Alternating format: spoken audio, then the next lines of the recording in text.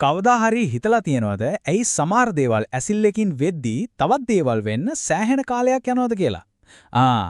අනේ වේගේ පිටිපස්සේ තියෙන රහස් වට්ටෝරුව තමයි අපි අද හොයාගන්න යන්නේ.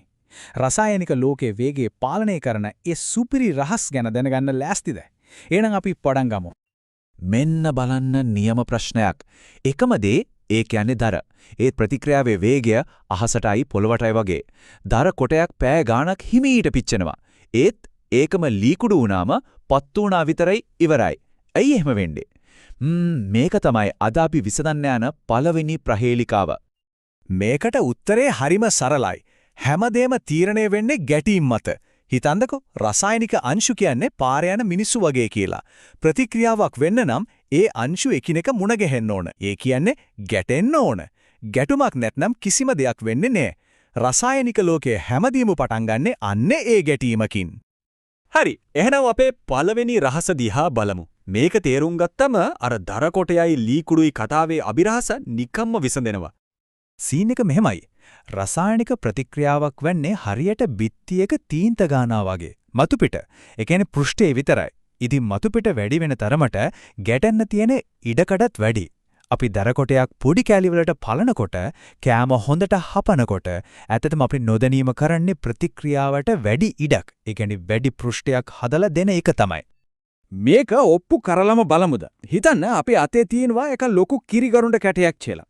ඊට පස්සේ අපි එකම පොඩි කැට අටකට කපනවා. බැලුමට දෙකේම තියෙන්නේ එකම කිරිගරුඬ ප්‍රමාණය නේද? ඒත් බලන්නකෝ දැන් වෙන පුදුම දේ. හරි අර ලොකු එකම එක කැටියේ මුළු පෘෂ්ඨ වර්ගඵලය වර්ග සෙන්ටිමීටර් 24යි. මෙයාගේ හොඳට මතක තියාගන්න.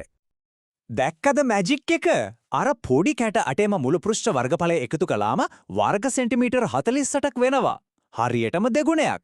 එකම ද්‍රව්‍ය ප්‍රමාණය ඒත් ප්‍රතික්‍රියා කරන්න තියෙන ඉඩ දෙගුණ වෙලා. අන්න ඒකයි ලී කුඩු ටික දර කොටයට වඩා අතිශය වේගෙන් ගිනිගන්නේ. හරි දැන් යමු දෙවනි රහසට. මේක තේරුම් ගන්න මෙහෙම හිතන්නකෝ. අපි ඉන්නේ හොඳටම සෙනග පිරුණු පාටියක කියලා. එතකොට කෙනෙක්ව මුණ ගැහෙන්න නැත්නම් ඇඟේ හැප්පෙන්න තියෙන ඉඩකඩ වැඩි නේද? අන්න ඒ වගේ තමයි සාන්ද්‍රණය කියන දේත් වැඩ කරන්නේ. මෙන්න බලන්න නියම උදාහරණයක්. සාන්ද්‍රණයේ අඩු අම්ල ද්‍රාවණයක මැග්නීසියම් පටියක් දැම්මම හරිම හැමින් බුබුලු දානවා. ඒත් සාන්ද්‍රණය වැඩි කරන්න බලන්නකෝ අන්තිමට කොච්චර වේගෙන් කොච්චර දරුණුවට එක ප්‍රතික්‍රියා කරනවද කියලා. මේකට හේතුව හරිම සරලයි. අර සෙනග පිරුණු කාමරේ වගේම තමයි සාන්ද්‍රණය වැඩි කියන්නේ එකම ඉඩක තියෙන අංශු ගාන වැඩි කියන එක. අංශු ගාන වැඩි වෙනකොට ඒවා එකිනෙක ගැටෙන්න තියෙන සම්භාවිතාව, ඒ කියන්නේ chance එකත් අනිවාර්යයෙන්ම ගොඩක් වැඩි. ඉතින් ප්‍රතික්‍රියාවත් වේගවත් වෙනවා. හොඳයි. දැන් අපි බලමු තුන්වැනි රහස. ඒ තමයි පීඩනය. මේක ඇත්තටම අර කලින් කතා කරපු සාන්ද්‍රණයේම විශේෂ අවස්ථාවක්. හැබැයි මේක අදාළ වෙන්නේ වායු වලට විතරයි. මෙතන වෙන්නේ හරියට වායු අංශු ටිකක් අරගෙන පොඩි ඉඩකට තද කරලා ඔබනවා වගේ වැඩක්. පරිමාව අඩු කරනකොට, ඒ කියන්නේ තියෙන ඉඩ අඩු කරනකොට අර අංශු වලට යන්න එන්න තැනක් නැතුව එකිනෙකට තවත් ලං වෙනවා. අන්න ඒකට තමයි අපි පීඩනය වැඩි වෙනවා කියලා කියන්නේ. ඉතින් කෙටියෙන්ම මතක තියාගන්න ඕන දේ තමයි වායු ගැන කතා කරද්දී පීඩනය වැඩි කරනවා කියන්නේ ප්‍රතික්‍රියාවේ වේගය වැඩි කරනවා කියන එකමයි. මොකද පොඩි ඉඩක හිරවුනාම අංශු වලට ගැටෙනවා ඇරෙන්නේ වෙන කරන්න දෙයක් ඉතුරු වෙන්නේ නැහැ. හරි දැන් අපි කතා කරන්න යන්නේ අන්තිම සහ සමහර විට වඩාත්ම කුතුහලය දනවන සාධකය ගැන. ඒ තමයි උත්ප්‍රේරකයක්. මේක හරියට අපේ රසායනික වට්ටෝරුවේ තියෙන මැජික් එකක් වගේ වැඩ කරන විශේෂ සහායකයෙක්. විද්‍යාත්මකව කිව්වොත් උත්ප්‍රේරකයක් කියන්නේ ප්‍රතික්‍රියාව වේගවත් කරන. ඒත් තමන් ඒකට පොඩ්ඩක්වත් වැය නොවි ඉන්න පුදුම දෙයක්. ඒ කියන්නේ ඒක වැඩේට ෆුල් සපෝට් එක දෙනවා. ඒත් වැඩේ ඉවර වුණාම මුකුත් නොවන ගානට ආයෙත් ඒ විදියටම ඉතුරු වෙනවා. මේ උපමාව නියමයි නේද? හිතන්නකෝ උත්ප්‍රේරකයක් කියන්නේ අණු දෙකක් එකතු කරලා දෙන කපු මහත්තෙක් වගේ කියලා. ඒක අර අණු දෙක හම්බ වෙන්න ඕනේ විදිහටම ලෑස්ති කරලා සෙට් කරලා දෙනවා. ඒත් ප්‍රතික්‍රියාවට සම්බන්ධ වෙන්නේ නැහැ. වැඩේ ඉවර වුණාම ඒක පැත්තකට වෙලා ඊළඟ යුවලට උදව් කරන්න යනවා. පරීක්ෂණ වලින් මේක නියමටම ඔප්පු වෙනවා.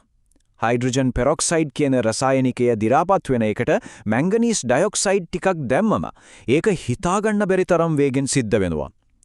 පුදුමම දේ තමයි ප්‍රතික්‍රියාව ඉවර වුණාට පස්සේ කිරලා බැලුවොත් අපි මුලින් දාපු මැංගනීස් ඩයොක්සයිඩ් ප්‍රමාණය ඒ විදිහටම ඉතුරු වෙලා තියෙනවා. ඒ කියන්නේ ඒක වැඩේ කරලා ඒත් කිසිම හානියක් වෙලා නැහැ. එහෙනම් මෙන්න තියෙනවා රසායනික වේගයේ රහස් වට්ටෝරුව. පළවෙනියට පෘෂ්ඨ වර්ගඵලය. ඊළඟට සාන්ද්‍රණය, වායු වලට විතරක් අදාළ පීඩනය සහ අන්තිමට මැජික් එක වගේ වැඩ කරන උත්ප්‍රේරක. මේ හතර තමයි හැමදේම පාලනය කරන්නේ. දැන් ඔන්න අපිත් මේ රහස දන්නවා. ඉතින් දැන් මේ රහස් හතරම දන්න නිසා පොඩ්ඩක් වටපිට බලන්නකෝ. අපි කුස්සියේ කෑම උයනකොට, වාහනයක් දුවනකොට අපේ එදිනදා ජීවිතේ කොයිතරම් තැන්වල මේ රසායන විද්‍යාව ක්‍රියාත්මක වෙනවද? ඊළඟ වතාවේ යමක් හරිම වේගෙන් වෙනවා දකිද්දි පොඩ්ඩක් හිතන්න. ඒකට හේතුව අපි මේ කතා කරපු රහස් හතරෙන් එකක් වෙන්න බැරිද?